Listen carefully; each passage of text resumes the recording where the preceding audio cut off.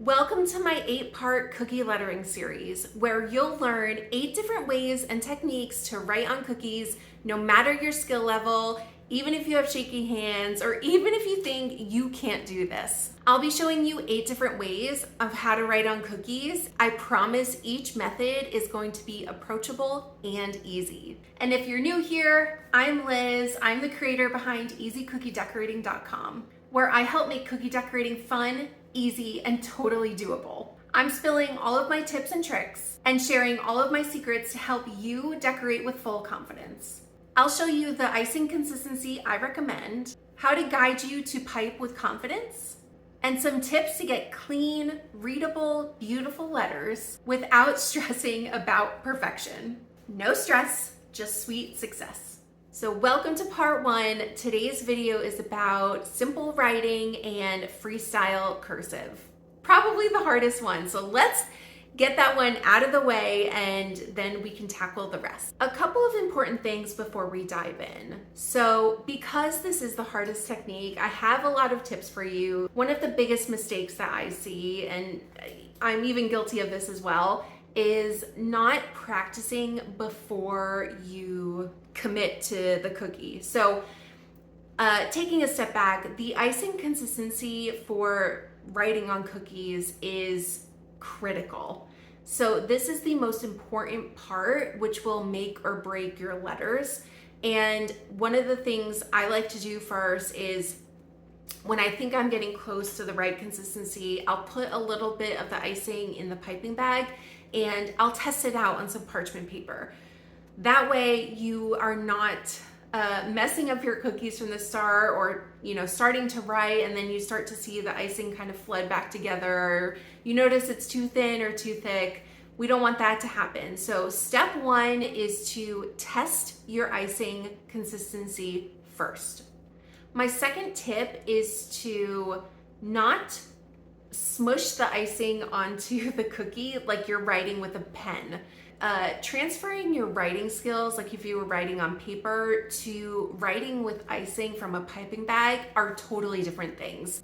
They require a different way to hold the utensil, which, in our case is royal icing in the piping bag, versus a pen or a pencil. So instead of pushing the icing onto the cookie surface like we would, pushing a pen onto paper, we want to pull the icing onto the cookie. My third tip is, when you start to begin piping, hold your breath, which is kind of a weird one, but I've noticed that's the biggest trigger for me, which leads to shaky hands, is a lot of breathing. I think when you kind of hold your breath, it holds your muscles just a little more steady. So my advice is to try holding your breath. If it doesn't work for you, that's fine too. And I don't want you holding your breath for too long. If you're spending a long time on a cookie, I want you to breathe. But when you're, going down and pulling one line or something, it does help to hold your breath for a few seconds to just keep your body a little more steady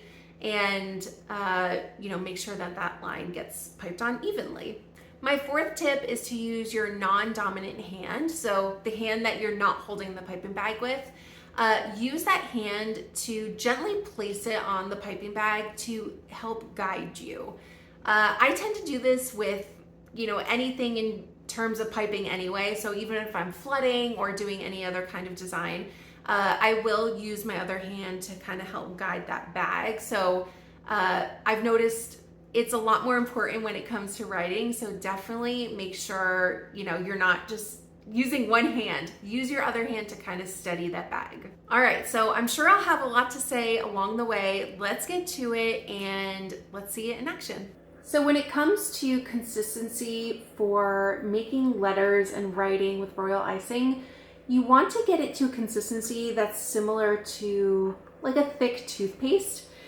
The icing should kind of hold a soft peak, but also if you give it a good jiggle, it should settle out a little bit. But as you can see here, I still have some detail, and it does flood back together when you draw a line through it, but it takes a very, very long time. It's much thicker than a flood, but much thinner than a true stiff royal icing. So it's kind of somewhere in between. When you pick up the spoon, the icing should immediately flop over. It shouldn't hold a stiff peak at all. And the reason this is important is because we don't want to lose the shape of our letters when we pipe them out.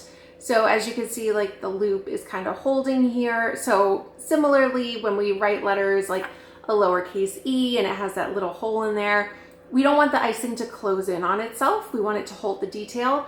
But then if the letter style is a bit bolder, if that's kind of the font type that we're going for, we want to be able to stick our scribe in and kind of smooth and jiggle out any thicker areas so it's not creating a lot of texture in those bolder parts of the letters.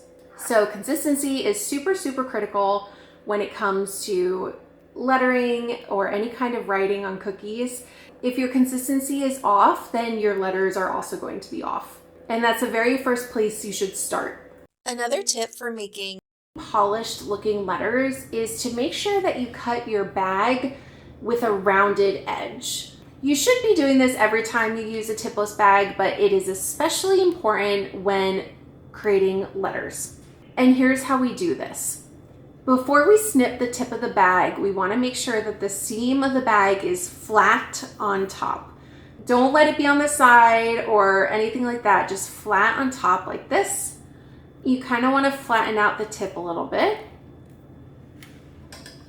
And then by holding your scissors very level and the bag very level, you're going to just snip the very small end of this. You can always snip more, but you can't go back, so don't overdo it. And here's what it looks like. Perfect. That is actually the perfect thickness of icing that I wanted. You can always snip the bag if you want a larger look for your letters, or if you want to go smaller, you can snip less of the bag, although it can be prone to curling if it gets a little small, so just be cautious about that.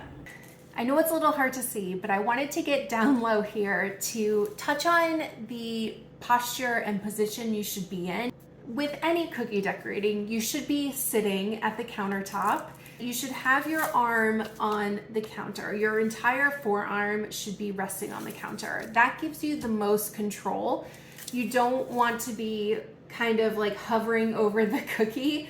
That really creates an environment for a lot of shakiness to happen and inconsistency. So you want your arm to be fully on the counter, and you want to hold the piping bag as you normally would, comfortably. What I do is I usually rest my index finger on the tip of the piping bag, or sometimes I use 2 fingers like this. You want to be making sure you're using your other hand to not apply pressure, but just gently guide the tip to where you want it to go.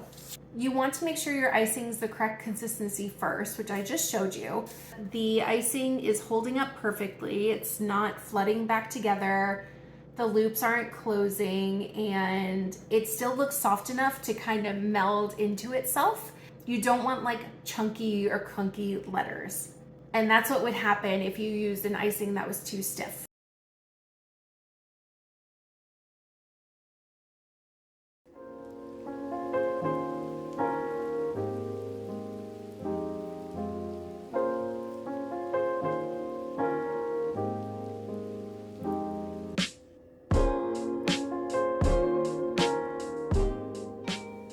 So there's my M.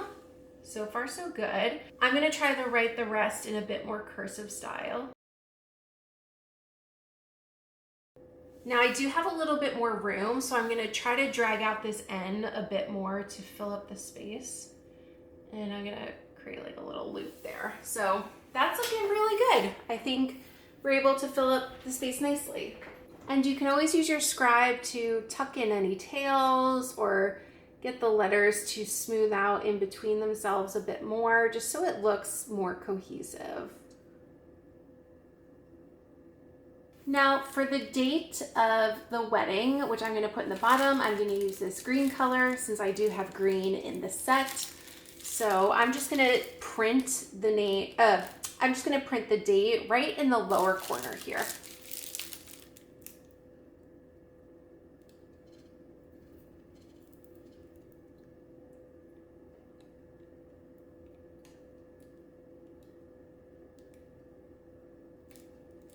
Okay, that 6 did not come out the way I wanted it to.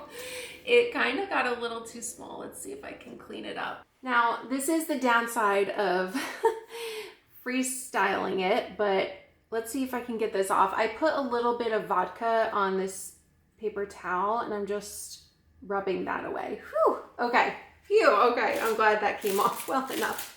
Let's just let that dry for a second. When you're doing a freestyle handwriting, you can run into tricky problems because things don't come out the way you want and it's very hard to take a mistake off of a cookie. Sometimes you can cover it up with other details, but like what just happened here, my 6 got a little squished and it really wasn't giving the 6 that I wanted. Luckily, the icing was still fresh enough. I was able to kind of wipe it off with some grain alcohol. You know, you can try to cover up mistakes or take them off, but sometimes you just have to embrace it.